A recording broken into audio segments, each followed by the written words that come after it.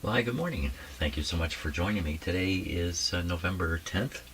Another day working on the hum modulation or intermodulation distortion, or maybe a couple other words for it. Annoying problem. That's a good word for it. So I've been struggling for a few days trying to figure out why this radio is humming. And the hum is characteristic of the hum, the 60 cycles, or maybe 120 cycles. Modulating the RF signal stream as it's going through the radio. And it gives a very characteristic sort of hum. A hum that often only is heard when you tune something in. Sometimes that's called a tunable hum. So thank you very much for the comments. I have read through them. There's some good ideas there. Some recommendations to do things I think I've already done, but that doesn't really matter. But I thought today I would start out by referring to this book. This is the granddaddy of books. There's other versions of this book, like there's a newer version of it. This is written by Marcus and Levy, second edition. I've got the first and I've got the third edition too. Radio servicing, elements of radio servicing. So what do they say about modulation hum? There's two references to it in here. I'm going to read them. They're not long. This one here is in a section, Troubles Common to the Pentagrid Converter Tube. Another trouble often experienced with pentagrid converters is modulation hum, caused by cathode to heater leakage. Again, the best check is substituting a similar tube known to be good. So, the tube. Okay, now we go down here. There's a whole section on it. Servicing procedure for modulation hum. I put it in quotes. Modulation hum is the name applied to a hum that is heard together with the station voice or music only when a station is tuned in. The hum level is normal at an off-station position on the tuning range. This type of defect in receivers is also called tunable hum. I've encountered this quite a few times. Causes of modulation hum. The most common cause for this condition is an open line filter condenser or inefficient grounding of the receiver. Okay, it's just, wait a minute, what? An open line filter? A little capacitor on the line? Or inefficient grounding of the receiver? When a receiver is checked at the service bench for a complaint of tunable hum, the first step is to operate the receiver on a station where the hum is very noticeable. No ground lead should be connected to the receiver, since the home installation may not use one. Then connect a condenser of a similar capacity across the line filter condenser, and listen for a reduction in the hum. If this step is not effective, try connecting the condenser from the other side of the line to the chassis, as shown in figure 271. Though it's quite common for radios to have a capacitor right across the line here, or like they've shown it. I don't know what this means. What does this mean? Additional line filter connected here to reduce modulation hum. Connected here to what? Is that the chassis? I think that's what they said, isn't it? Then connect a condenser of similar capacity across a line filter condenser and listen for the reduction of the hum. If this step is not effective, try connecting the condenser from the other side of the line to the chassis. They're leaving out a lot of stuff here. Like, I mean, is this a 5-tube radio with a hot chassis, or what's going on here? If the modulation hum still persists, the next likely cause is leakage or capacity effects from the heater to other elements in the RF or converter tubes.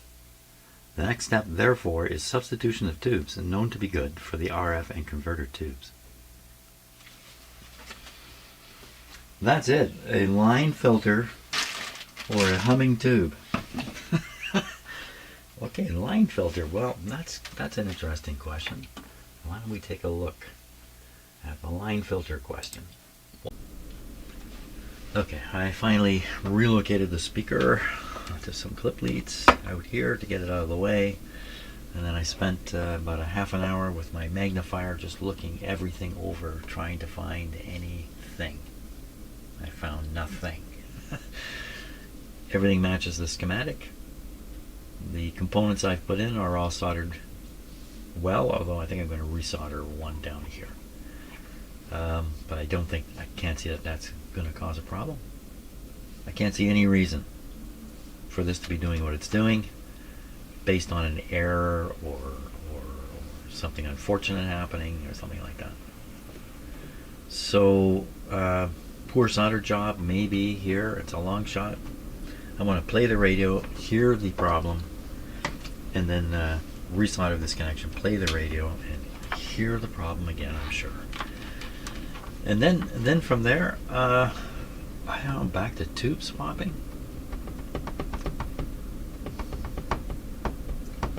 I don't know.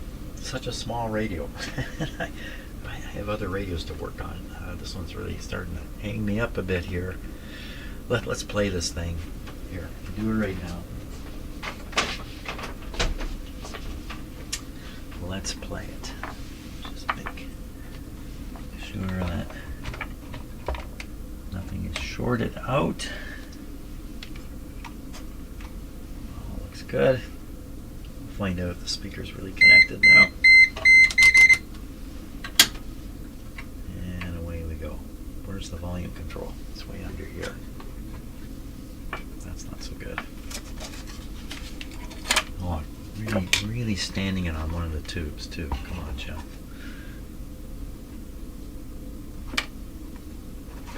Okay. Where's the volume? I'm going to put the volume control knob on. Here it is.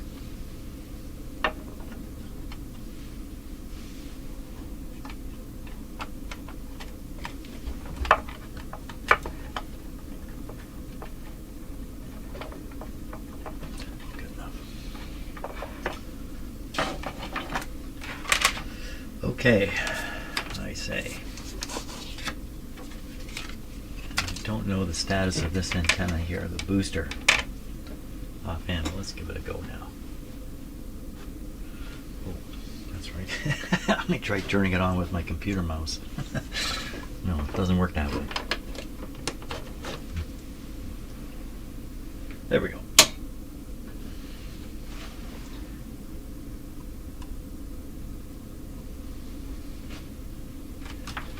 Make sure these speaker clip leads are doing their job.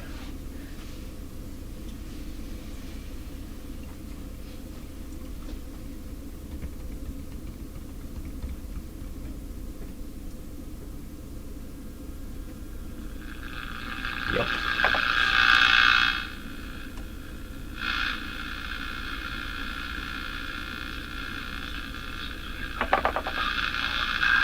Yeah, still there.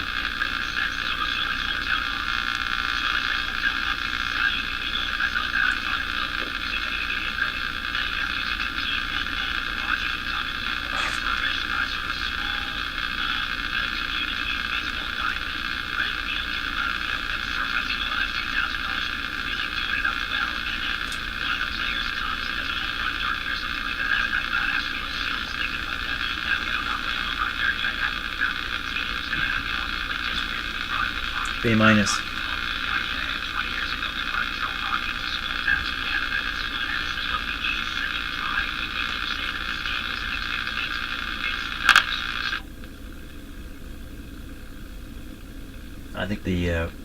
I think the problem is still there.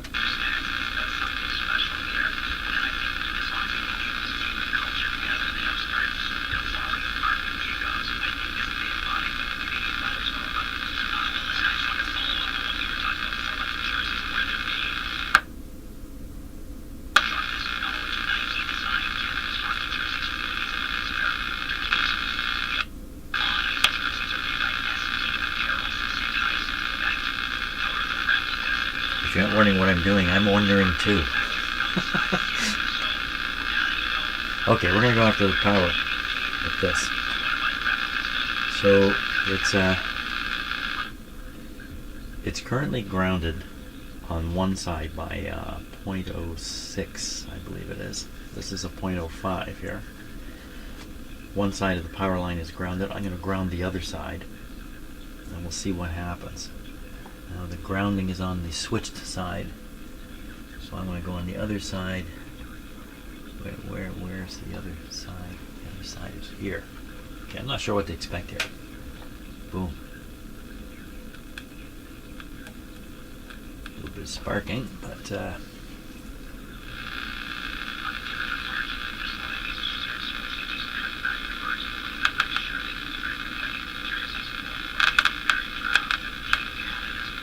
no difference at all from that.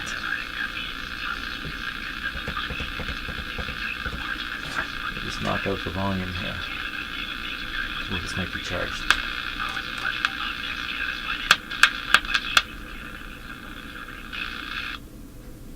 That would be the incoming volume there.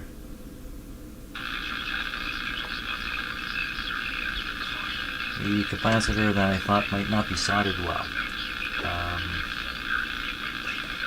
So I'll put this one in parallel with it.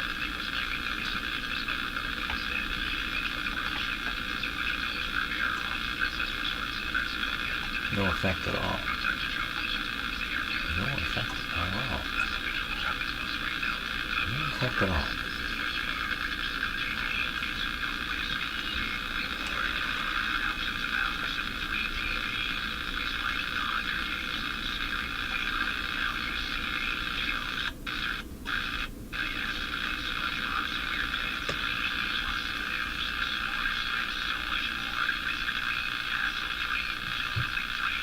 Well, if you kill the signal early in the radio, you hear nothing. I shouldn't say you hear nothing.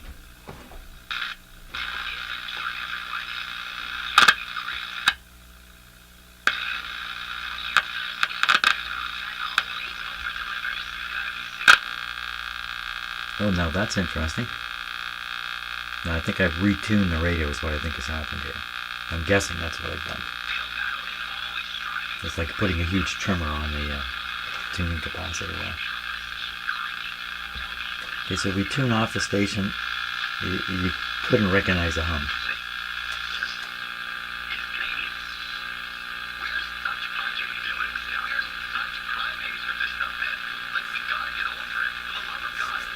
Well, the only thing I can conclude is it must be a tube. And somehow in my tube swapping adventures, I failed. I don't know how. So I think I got to go another round of tube swapping. I put a whole different set of tubes in. Oh boy. Really fishing in the pond now. Okay, let's give it a try. I swapped the original. I don't think this is even the original. The 12BE6 that was in there with another one, which I tested, and it's test strong, no shorts. We'll see what happens here.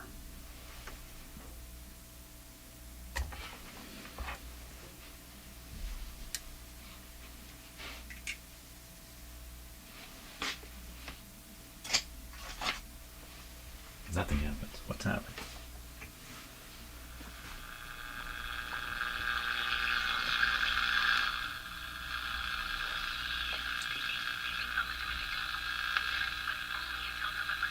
Still there. Okay, next tube is the 12BA6, which I'll just put another one in there. Take this one here.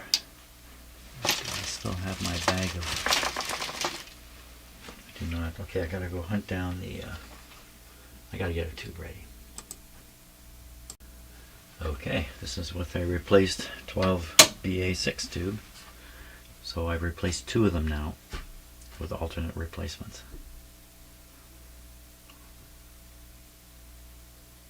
And I'm really replacing the replacements, I think, at this point. Wasn't it two tubes that I rejected from this radio? Garble.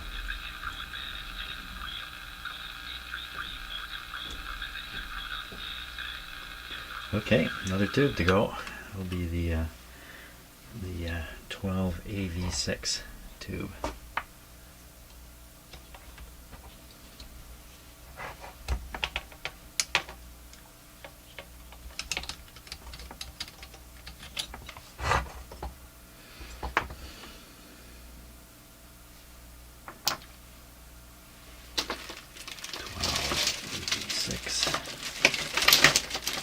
Grab one here. Okay, I'll test this tube and then we'll put it in and see what happens. Okay, are we ready? Are we all ready? What about you, Bert? Are you ready for this tube? Another test. Third tube swapped out. Here we go. This was the AV6 tube.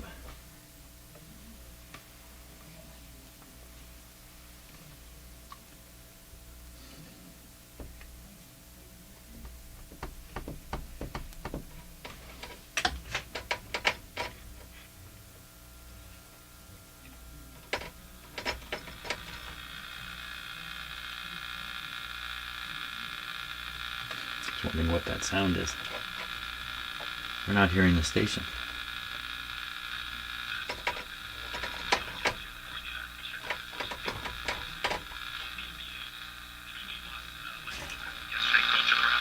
Still there.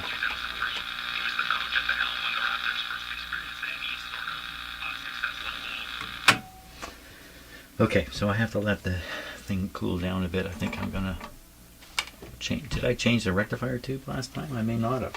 Let's do that. The output tube is a new one. Replaced the one that was in there. So I'll find another 35W4 and let's replace that one too. Why not? Okay, so I pulled a 35W4 out of my tube collection. It came in this nice box. Wow, looks like a brand new tube, but when I looked at the tube, you could see dirt on the top of the glass. I put the tube in my tube tester. It didn't light, so I put it in the radio here. I'm pretty sure nothing's going to happen, but I wanted to test it in the radio. Let's see. And absolutely nothing's happening. So I can tell because the dim bulbs didn't pop on.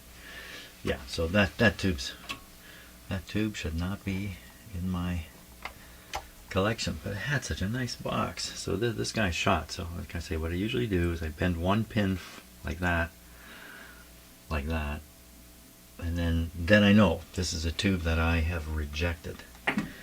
Otherwise, it will work its way back into my collection. So we need another. I have to find another one now. Okay, got another one. Came out of a nice box. This one's brand new. Pretty sure of it. 35W4. Stamped there, stamped there, stamped here. I really got carried away stamping it. Okay. I don't see any sign that it's been used. Let's go to the tube tester. Hey, there it is. And it's all set up for 35W4. Pop in and watch the light now. Yeah, see that dim a lot? The last tube didn't dim the light. And it didn't heat up and didn't respond in any way. It was definitely a dead tube. So we'll get this guy a moment here. Okay, any shorts in a brand new tube? Brand new tube. So I'm going to push this switch and it has to come up past where my finger is. And of course it's going to do that. So now, if the rectifier tube is causing the problem, this one will correct it. If that's what's happening in the radio. I mean, you can't get newer than this. I really don't want to spend a nice brand new tube on a little radio like this. Well, we'll find out. We'll use it as a tester anyway. We'll probably find out that it doesn't make any difference. I just put the old one back in. Keep my nice shiny one for a real nice radio. Okay. Well, I shouldn't say such bad things about the radio. It could be listening. I'll hurt its feelings. Okay, tube is in, and we're ready again for another test here. Okay, here we go. This time the dim bulbs have responded as expected.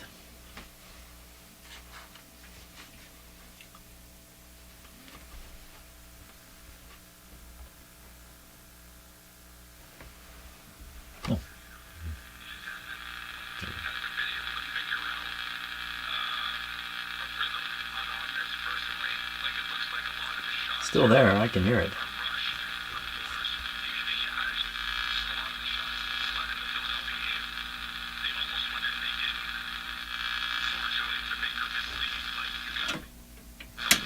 So hum in my shop. It's not the radio.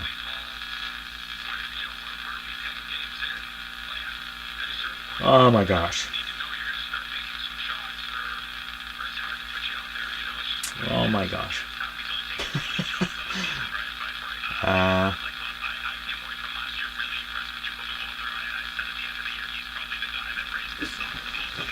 That's all. I've done this. I'm going to do it again. I'm going to plug it into a regular grounded outlet.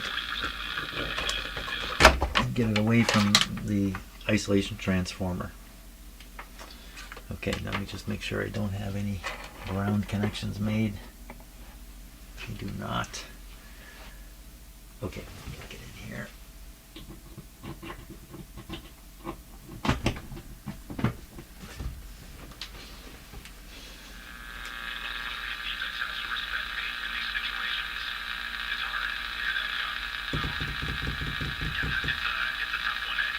I'm going to pull the plug out, reverse it, and stick it in.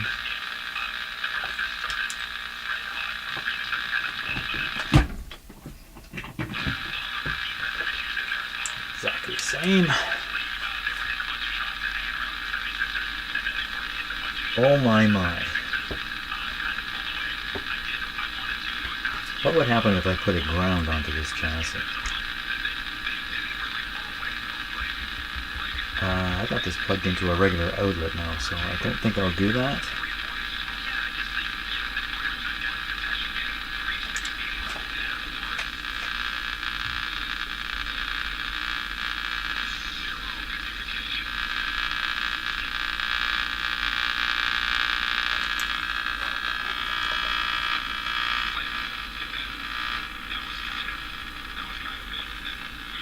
I don't think this antenna is actually switched on here.